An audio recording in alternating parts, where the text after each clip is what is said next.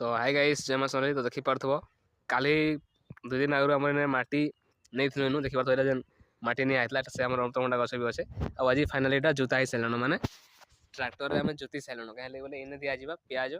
और भेंडी हला देखि पारथबो एटा मक्का गछ भी छोट छोट जे हम काना छै देखौ जे एटा होचे मक्का गछ देखि पारथबो मक्का गछ माने नॉर्मल खायबा ले नै जले बिकवा ले नै से आ एटा धनिया अछि हला एटा देखि पारथबो एटा होचे भेंडी गछ मान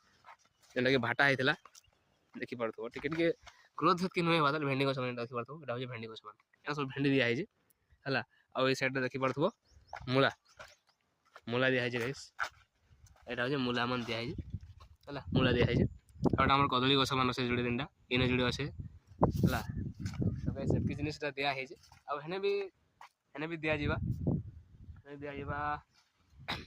हमर प्याज दिया जिबा प्याज पल्हा पका है जेंडा कि घर वाले हला प्याज पल्हा पका जिबा को गाइस पानी बहुत शॉर्ट अच्छे जोड़े मशीन लगी गोटे सानटा गोटे बट्टा इधर दिया सान था घर गुरा काम लगे छोट मोट काम लगे तो हमें प्याज दिया जावा भेंडी दिया जावा ये तो खाली जोता है फिर ई टाइप डोहरी डोहरी पट्टी करी पुणी करा तो ठीक अच्छे गाइस देखा नेक्स्ट वीडियो रे बाय बाय।